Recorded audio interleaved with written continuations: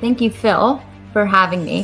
Phil, I'm wondering, especially on our website, because I know that we were joined in the waiting room by about 10 people sort of new to our organization, some of our community health workers who are just learning about epilepsy, and us, and now you. If we could just start with who you are and where you are. I'm Phil, and I am currently in Bermuda, and I have epilepsy, and I'm not letting it hold me back. When I was 15, I was hit on the head, had a brain injury that caused tonic-clonic seizures. I managed to get them medically controlled after several years and struggles in high school. And I've been very lucky that through a bit of hard work and a little bit of luck, I've managed to have a successful career. But I found a new passion. Rather than working, I love to go sailing. So on Friday, I decided I'd sail to Bermuda in a race. And I sailed down with my buddy Alex, and we won. And here we are in Bermuda, getting ready to race back to Newport, Rhode Island, beginning on Sunday. There's 3 legs to this journey: Newport to Bermuda, recovery and repair, and then the race back to Newport. And you can't give away the whole interview. So this might be my first Facebook Live, but this isn't my first interview. You can't give away the whole interview. I'll run out of questions. No, just ask them anyway. Yeah, well, I am going to say that I already told you the story. I'm going to tell an abbreviated version, but I've known Phil. How many years, Phil? 5, 6? 5. 5. I think about 5 years ago, Phil and I first met, and he has, as you can hear, this beautiful British accent, and he's such a kind and compassionate guy. And we were leaving the restaurant to go to an art show featuring artists living with epilepsy. And he said, I'm going to have to leave early. I'm sailing to Bermuda in the morning. And I thought, this guy who is this guy? What is going on? And it turned out he really was, and he really does sail across the world, and he does it for people living with epilepsy, which it turned out he isn't too good to be true. This is really his job. And so I appreciate everything you do for people living with epilepsy. So I find it ironic that now you're in Bermuda and you're here with me on my first Facebook Live. And I was wondering if you could tell a little bit about the mission of Sail for Epilepsy and why you're doing these races. Yeah, so Sail for Epilepsy, we have 3 arms to our mission. The first is to try to inspire people with epilepsy to live fuller lives despite their disability. We're on this club together, and we all have different challenges. But I always say, let's try to do more. I'll come back to that. The second part is really to be out there and advocate for us with epilepsy in the community. I go to Rotary clubs, I do presentations, and what I say is that sailing is the hook, epilepsy is the message. And there's some interesting points I can share from those presentations. And the third thing is we raise funds. We raise funds, for example, for research in epilepsy, and also to work with the EF&E. And I love that we were able to provide some funds to EF&E to support kids going to summer camps. And we're approaching summer camp season, but I think the coolest thing, well, not the coolest, one of the really cool things you do is the One More Step Challenge. And I know that we have some people living with epilepsy who have joined us, some community health workers, and at Epilepsy Foundation New England, we all set goals. And our approach to those goals is one more step. What can we do safely, and what step can we take in the direction of what we want to achieve, even if it looks a little bit different. So I'm going to challenge you in this interview. I'm going to get fired, but I want to know, what is your goal and what is your one more step that you are working towards? Yeah, so my overall one more step is to sail the oceans of the world and figure out how to do it better and better every year. And it's a real challenge. It's physical, it's mental. Lots of preparation, planning, and making sure I keep myself safe. And also, one of the stressors that can trigger seizures is sleep deprivation. So as I'm doing the sailing, I got to manage sleep. And as Alex and I were coming down in this was a 2-person race. As we were coming down, we were taking shifts. So I could nap, we were doing like 2 hours of sleep, 2 hours up, 2 hours of sleep. And what we ended up doing was actually sleeping 24 hours a day, not for 24 hours, but 9 till 11 a.m. I might sleep. 11 till 1, Alex would sleep. 1 till 3, I would sleep. So we ended up getting the same amount of sleep per day as we would normally get. Yet we were in a situation where we couldn't take a full night's sleep. So we have to, as I say, in the One More Step challenge, step outside your boundary, try and find something new to do with safety guardrails in place. And the safety is very important. So we have many safety features we have on the boat. I have a little chart in the boat of Monday, Tuesday, Wednesday, etc., morning and evening, for reminding me I've got to take my medications. And I forget the original question. I think that was an answer. No, I was hoping you could go down that checklist and that chart, and that I think it's so important. It's easy at any point in our journey with our diagnosis to not prioritize those things, whether it's because our hearts are set on getting to winning the race to Bermuda, or winning the race in this case now back to Newport, or because I don't want to have epilepsy. I don't want to have to sleep. And I think that understanding that we can achieve those things when we put those safety guardrails in place, I think you're a great example of that. Is there anything else on that checklist? You have sleep and your medication. Then we use I forget what they're called. Forms with what to do if I have a seizure, and seizure action plan. Seizure action plans, yeah, and that's an important step. We have people on shore who know if I have a seizure, what to do, that we can communicate with.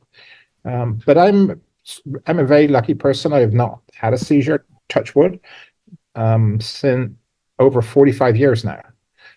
But because I haven't had a seizure for 45 years, doesn't mean I won't have a breakthrough seizure. So I still got to be cautious and make sure I do the right things. Yeah, I think that's super important, and I like how I can't be complacent about it.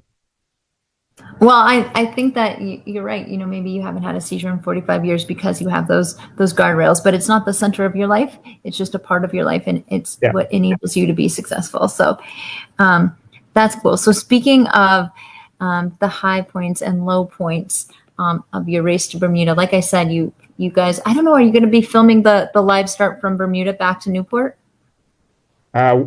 We think we are. Okay. Yeah. Kind of like I thought I was going Facebook Live, and then. No, and are we going to be? Yes, we are. Okay, we cool. Where the start line is. So Lauren is currently working on getting the ride and so on. But yes, we'll be streaming live, and then we'll also, if we keep looking on the Self Epilepsy page, there will also be a tracker. You can track our progress in the ocean, and see as we're getting close, and also you can see the position in the race. So we'll do the live, you can see us getting back, and if you're unfortunate, you might almost get a video of us as we arrive back in Newport, looking fatigued. Well, I would love that, and I'm gonna, if we get that, let's save that. I want to share with our campers because we have sailing camp coming up, but I want to get to the high points and low points of your race. But I was watching on Facebook Live, and I knew a little bit of what to look for, as far as which boat was yours and the virtual shipmates. But in regards to the race, as we follow, like you said, we could see what position you're in, which is a real dramatic thing. You go from like first to not first pretty quickly. What are some things we should look for while we're watching those? I think look at positions, and then as you're looking over time, you might find, oh, here's that boat. They seem to be fast, and things to look for are they in a very different position in the ocean? And it might only be 20 miles away. A major navigation obstacle is the Gulf Stream that comes from the Gulf of Mexico, and we have to cross it. And it's a major current. And if you enter in the wrong point, it might push you in the wrong direction. So that will be about 2/3 of the way through the race. Maybe Tuesday morning, we'll be going through the Gulf Stream. And my intent is I will be sending messages back to shore, and we'll be posting it, just entering the Gulf Stream, and trying to put more pictures and videos up as we're going. Yeah, that's helpful, because now I'll know when you say entering the Gulf Stream, I'll better understand what that means. So imagine a way of thinking of the Gulf Stream. Imagine there is a conveyor belt in the ocean. Right? Imagine the whole ocean is just still like a lake, but you have a conveyor belt that just moves around in the ocean, and it's going along at about 8 miles an hour. And so as you're sailing and you're trying to cross it, suddenly you have this conveyor belt that starts taking you sideways, and then you sail out. So you may even see the track of the boats. They're going up north, and then they start to go sideways, and then back north again. That was the Gulf Stream was pushing them away. Yeah, I did notice. Well, I noticed, because you have, if you go to the Sail for Epilepsy page, maybe it's your Instagram page. It showed some of the challenges, and it is very dramatic. A boat can be in first place at the beginning of the race and not even finish the race, or be very, very quickly. So let me tell you some of the challenges. And so we started the race, and within an hour there was no wind. And at this point, there was 160 boats with no wind drifting in very close confined space. But at the same time, we were getting an alarm over the radio from the meteorology department saying there's a thunderstorm with 60-mile-an-hour winds and hail that will damage buildings. And it was heading towards us. And so, oh my goodness, what are we going to do? So we just try to sail and just fingers crossed. The second challenge was as you go into the Gulf Stream, there's a phenomenon called wind against current. So imagine you've got a carpet, and you're pushing a carpet across a floor, but then in the opposite direction, somebody's pushing that carpet against you. What's going to happen is the carpet will just form like wrinkles, steep wrinkles, waves. Mm-hmm. So the wind blowing against that current causes these steep waves. And honestly, it was like being in a washing machine. The water was just splashing everywhere. It was bumpy. The boat was bumpy. I wish I'd actually taken an audio of it, but it might end up giving me, nightmares when you hear the sound. So I take it you and Alex were both awake at this point. We were still asleep. We were still napping. Oh, you were still napping through the. But what would happen? We'd slam off a wave, and then you'd wake up. And I'm not sure. That might be a different conversation about quality of sleep, but good for you. I think you've talked to me before about sleep training and how you practice sleeping throughout the day. But I had never really thought about those kinds of conditions. Yeah. Then the final challenge, we were heading towards the finish line, and you can't sail directly into the wind. It has to be an angle to the wind. And as we were sailing to the finish line, the wind moved away to cause us to sail away from the finish line. And so, we had Alex and I had a few comments like, I'll use the word shucks. And, but then there was a little storm, and suddenly the wind totally changed direction. And so did you see some other boats like approaching the finish line, and you guys went the other way, and then you were able to? We all were veering away. Oh, you were all veering away. Yeah, and then the wind changed, and bang, we made it straight to the finish line. And what does it feel like to win that race? Oh, sorry. It is the most incredible adrenaline rush in the world. I can't describe it, and I think it took me about 2 days to come down from it, because it's really quite a competitive race. It's some pretty good sailors in it, and lo and behold, we managed to actually do a good job. Although I do have to give a bit of credit to my co-skipper Alex. He's the one who did the real sailing. I was just there. I'm starting to learn a lot about this. There's Alex and there's Lauren, and I think you have quite a bit of humility, because I know.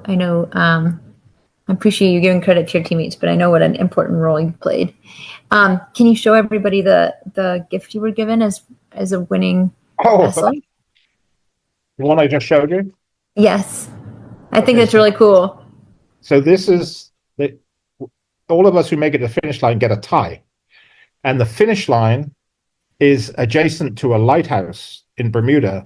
And so the tie is the lighthouse with 2024 on it. I think that's cool, and I think the next time we're at an epilepsy event, I hope you're wearing it. And if anybody joins, you want me to wear a tie? So here's a little secret I'm going to give away. We have to go to the awards on Saturday night, and we have to wear jacket and tie. And I had to go and buy a jacket and we have to have English style Bermuda jackets and shorts and long socks. Oh my goodness! If you're well behaved, Chanda, I'll let you share a picture to the group. Okay, it's not your typical vibe. It's not how I normally dress. Well, I think that tie is cool, and I hope that if we're at a tie required event, and I see I it. will bring it with me. Okay, cool. Yeah. Well, I know that, so I appreciate you talking about, I think it's one of my values too, is to appreciate all the people around me it takes to run, programs at EFNE, and all of the staff it takes to keep me healthy, more than just a doctor. I have a nurse and a social worker and a dietitian, and I think we both benefit from a team approach. And I know that when you're sailing the boat, you're not sailing alone, and more than just Alex is present with you. Do you want to talk a little bit about your virtual shipmates? Yeah. So we have something called the One More Step Challenge, which some of you may know. And the idea is there something more you can do to live a fuller life despite having epilepsy?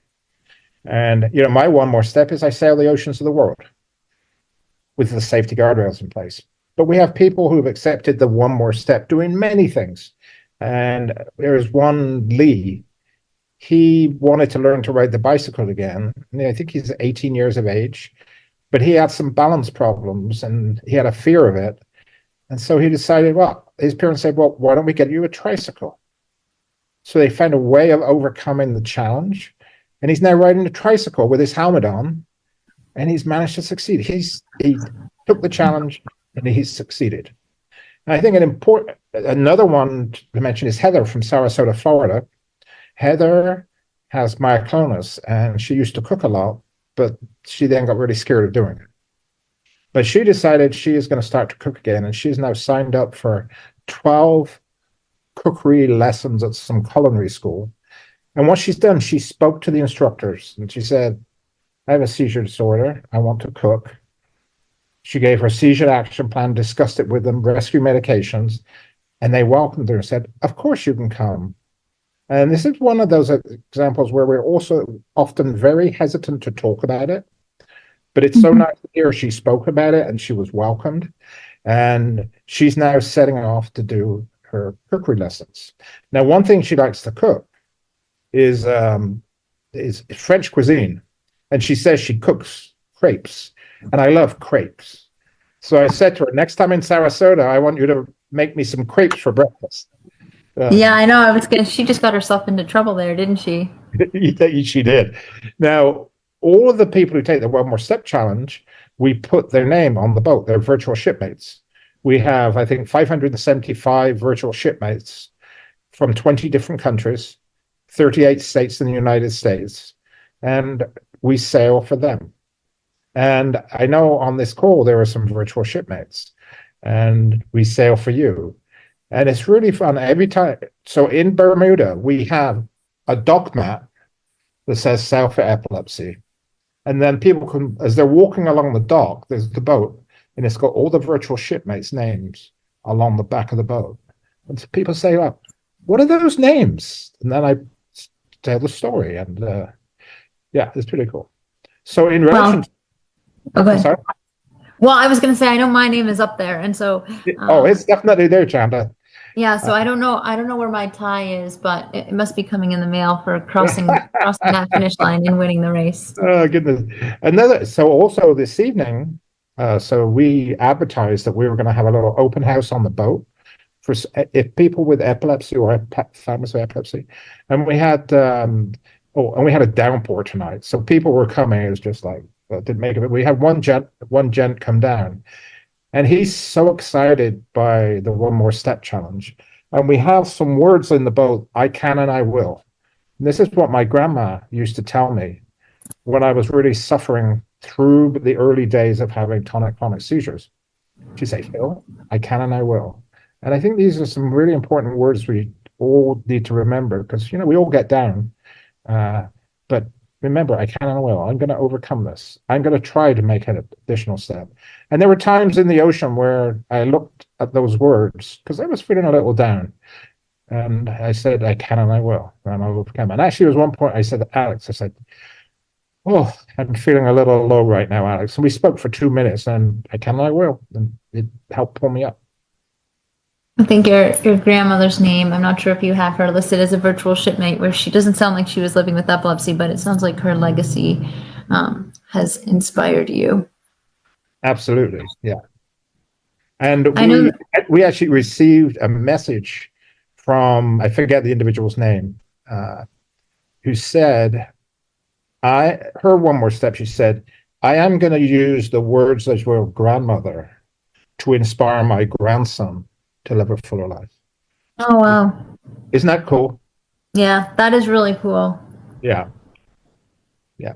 That is really cool. I'm speechless, actually. Yeah. Which doesn't happen often.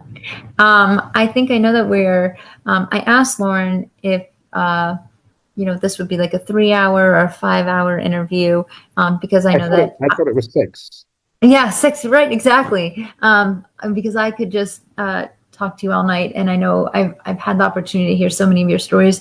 I wonder if you wanted to close with something that's made an impact. I know you've been to so many different countries, and I know that you've spent a lot of time with people living with epilepsy across the world, and I wonder if there's a story you want to tell. Not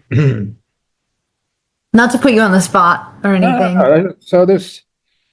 So we've traveled, sailed across the Atlantic Ocean, gone to various countries, and one story is about Morocco, where I was at a center, it's really almost like a community center for people with epilepsy and other disorders, and they'll get together. And I was there, and talking, and the kids they're all dressed up because an important visitor is coming, and the parents were there, and in the conversation, mothers kept coming to me, showing me the prescriptions for the children, and they're asking me, are they on the right medications? And of course, I'm not going to answer the question.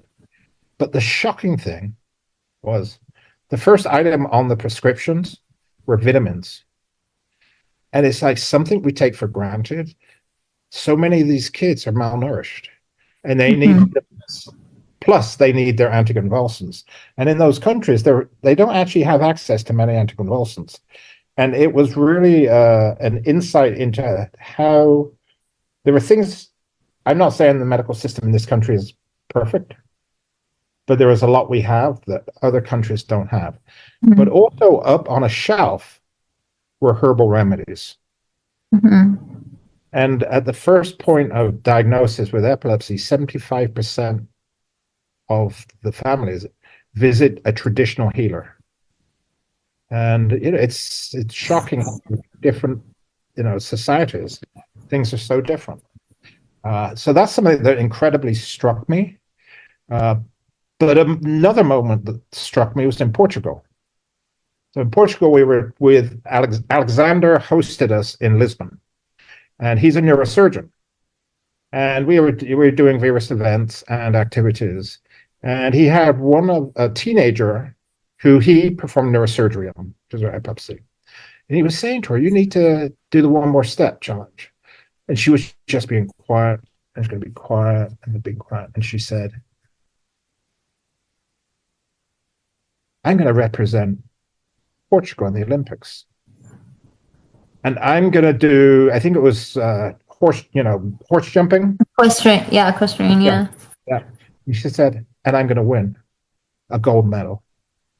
And what I loved, and this is the message I want to repeat to everyone, is it's really important to have objectives to drive you. But if you don't achieve the top level, it doesn't matter. What's important is you're trying, and you're saying, I can and I will, and you're just striving to improve. And her face was incredible. When she said, and I'm going to win, you should have seen the smile on her face. And she now had this little goal, lofty goal that she was going to try and achieve. That one really stuck with me. You've inspired me to close with the story of, so I'm an Olympic ice hockey player, and I have a medal. I have more than one medal, and I could not tell you in fact, I've sort of looked for them recently. I think the last I remember, my son, several years ago, took it into school for show and tell. Yeah. It's like you said, it's a part of the process. And the other day I was on Facebook, and one of my friends, they were having a difficult time, in learning how to stay home alone with epilepsy. And the mom, videoed a little bit of their conversation. And one of the things he said is, all of these things are just precautions, and you can do a lot of things with epilepsy. Chanda had epilepsy, and she was a hockey player. And I realized, I'll get choked up in that moment. That's why I won those medals, was to show him that he can. He always could. But now he has something, that he can look to. And so it's not about the medal, and it's not about winning, but it's about everything I learned along the way, and now what I have the opportunity to share with others. Yeah. And that striving to achieve is really important. Mm-hmm. Yes. Yeah. So I'm not sure if you have, I think we're probably over time. I don't know if Lauren's saying cut it in the back. And I also don't know if there's any questions, because I can't see Facebook. Does she know? Lauren's scrolling on Facebook. So Okay. No, I was going to say, Phil, we're showing our age here, but actually what we're showing is it's okay to ask for help, right? Absolutely. I do it daily. But maybe let's just spend 2 minutes just in case, if anyone wants to put a comment in, that's a question, Lauren will see it, but also don't feel any pressure from everybody out there. If you are on my team, you should feel pressure. Just kidding. We have different approaches, but I'm just joking. Of course, I'm just joking. Oh, Chanda, by the way, I tell your story many times to people. And there's so many people. What I love is, no matter where people are, whether it's epilepsy or other disabilities, the strength people have to try to do things is incredible. And sometimes it's just real struggle to get out of bed, but just getting out of bed and managing to get breakfast is a huge undertaking, and achieving it, people should feel good about it. As opposed to looking on the negative, like, oh, it was such a... Yeah, definitely finding your joy and celebrating this success. And I think also something I admire about you, in addition to your focus on drive, is your compassion. And like I said at the beginning, your kindness. In combination with that British accent, it's a combination where I thought this is too, this guy is too good to be true. But I think, like you said, you never know, epilepsy sometimes being an invisible condition, and some of the comorbidities and things that come along with epilepsy being, not everybody knows. You don't know what the person next to you is struggling with, and sometimes kindness is a game changer. Somebody just being nice, just being kind, and I definitely find that in you. I know when I spot you in the room and somebody's excited to see me, it makes a difference. And I don't know how excited you actually are, but that's how you make me feel. So yeah, I'm always excited to see you, Chanda. Good attitude, right? He's got the right attitude. So I'm going to tell a little story about you right now. Uh-oh. Yeah.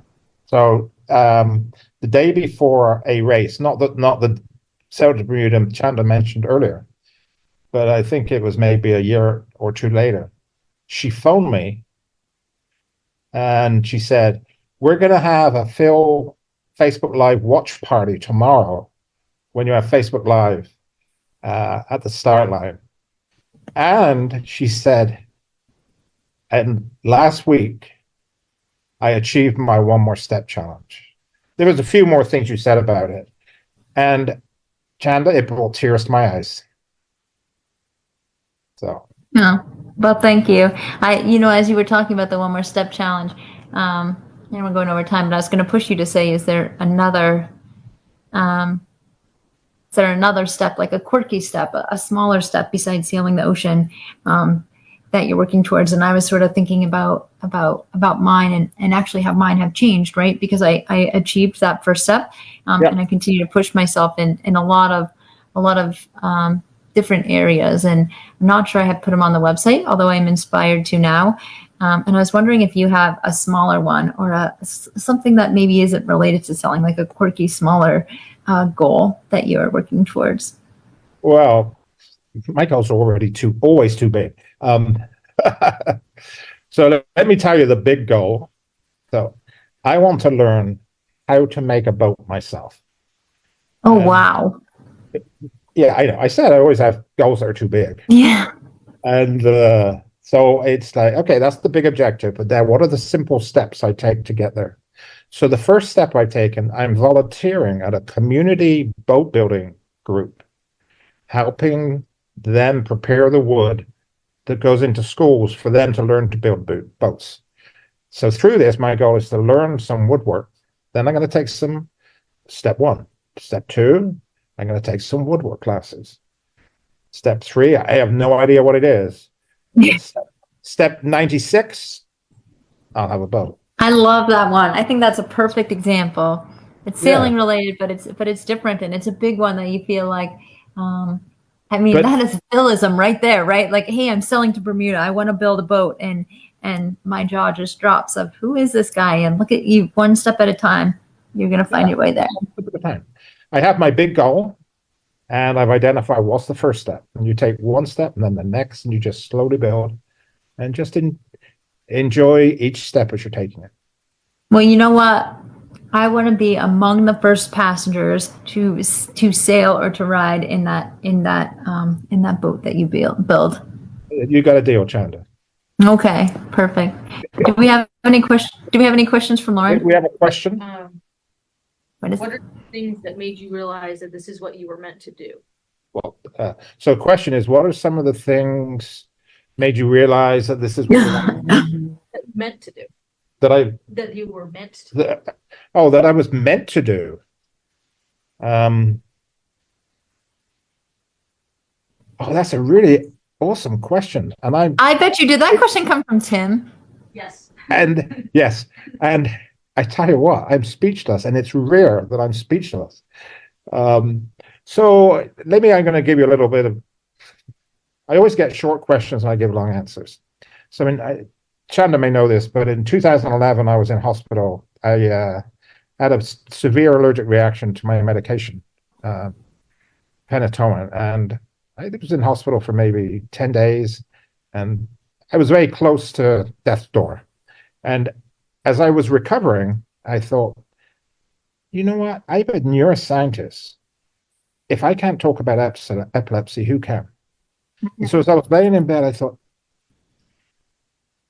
I'm going to develop some way of doing something. I didn't know what it was, that I can help other people with epilepsy, because I am in a position where nobody is going to be able to fire me, impact my career, if I openly talk about epilepsy.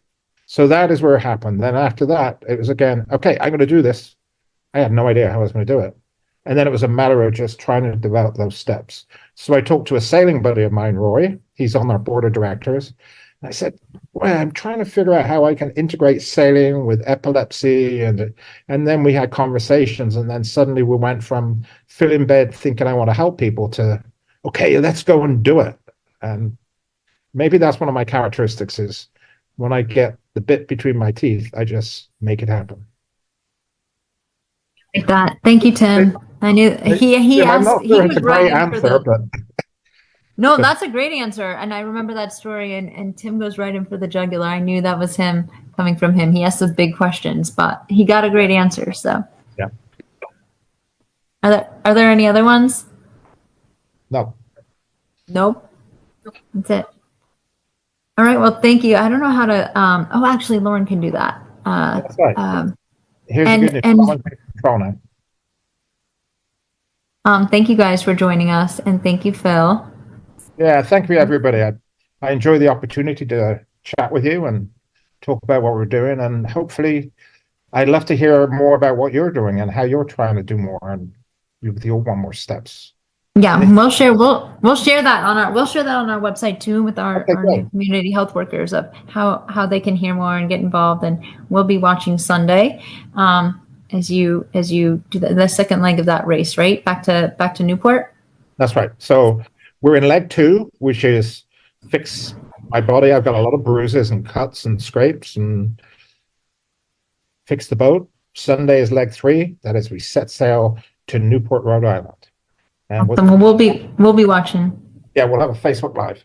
And when we cross the start line, I hope to remember to wave to you all. Well, it's just to me, right? So I'll be watching and I'll see you wave and I'll know that's for me. I'll let you decide whether it was just to you or to everybody. And I think that's the magic of Phil, is that everybody will know that you are waving to everybody, and everyone will also feel like the only person in the room. So, yeah. So we wish you luck, and thank you for letting me slide this interview in and being part of my first Facebook Live.